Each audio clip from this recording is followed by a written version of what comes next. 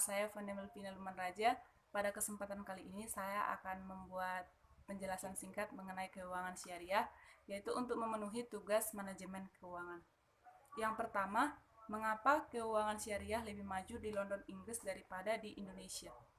Sebelumnya saya akan memberikan pemahaman sedikit tentang ekonomi syariah. Apa sih keuangan syariah ini? Jadi, keuangan syariah merupakan salah satu sistem keuangan yang diterapkan dengan mengacu pada prinsip Muslim dan dasar hukum Islam sebagai pedomannya.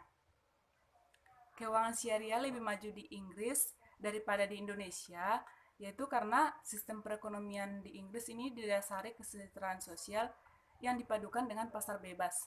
Kemudian dalam ekonomi syariah itu tidak ada satupun sektor yang bisa menghindari krisis global. Keuangan syariah menunjukkan ketahanan yang begitu kuat. Meskipun negara Inggris bukan merupakan mayoritas Muslim, namun pengoptimalan ekonomi syariah terus berkembang dan bergerak dengan signifikan. Sedangkan di Indonesia, perbankan syariah sendiri mencerminkan kurang efektifnya edukasi dan sosialisasi para pelaku perbankan syariah.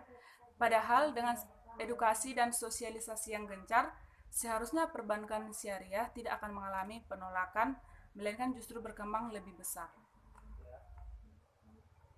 Karena adanya aksi penolakan dari beberapa masyarakat tentang ekonomi syariah, mereka berasumsi bahwa perbankan syariah tidak sesuai dengan konsep ekonomi nasional yang berasaskan Pancasila.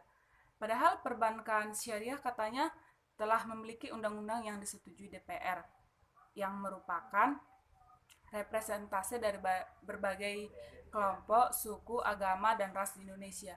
Artinya perbankan syariah telah sesuai dengan Pancasila.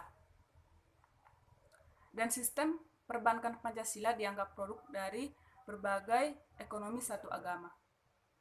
Seharusnya kita coba kembali membaca perkembangan bank syariah.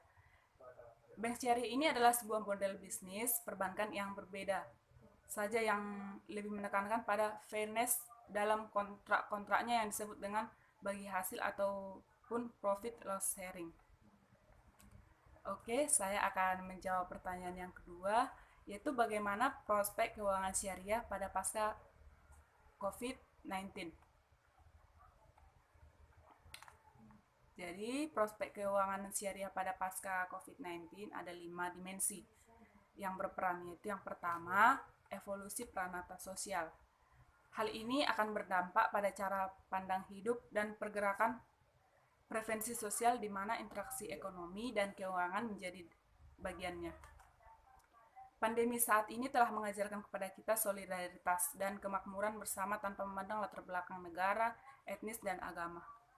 Yang kedua, yaitu perubahan metode berbisnis diiringi dengan meluasnya digitalisasi. Ditambah dengan meluasnya digitalisasi, cara berbisnis, metode kerja, dan transaksi keuangan juga dapat berubah drastis. Otomatis, proses produksi dan proses transaksi keuangan akan terjadi hanya dalam hitungan persekian detik. Bank keuangan syariah ini akan menimbulkan wilayah tantangan baru yang harus diimbangi dengan ide-ide yang segar. Yang ketiga, kemunculan jenis aset-aset baru. Realitas akan era digital baru akan merubah pengertian aset. Konsekuensinya, lanskap dan building block kontrak keuangan syariah akan menemukan keseimbangan baru. Karakterisasi DNA aset akan menjadi penting untuk menentukan parameter syariah sebuah transaksi keuangan syariah. Yang keempat, yaitu prospek lahirnya mata uang global baru. Momentum kelahiran mata uang global baru yang mengancam eksistensi fiat money tidak bisa dinegosiasikan. Kombinasi cryptocurrency dan teknologi blockchain akan kian menemukan momentumnya. Yang kelima, yaitu pergeseran tren dari globalisasi menjadi regionalisasi. Pandemi telah mengungkapkan ketergantungan dunia yang cukup akut dengan Cina, yang mengendalikan sepertiga rantai pasokan global. Hal inilah yang dapat memicu restrukturasi besar-besarnya terhadap mata rantai produksi dan sumber daya agar lebih dekat dengan pengguna akhir. Saya akan telah menjawab 2 pertanyaan. Apabila ada perkataan saya yang salah, saya mohon maaf. Sekian dan terima kasih.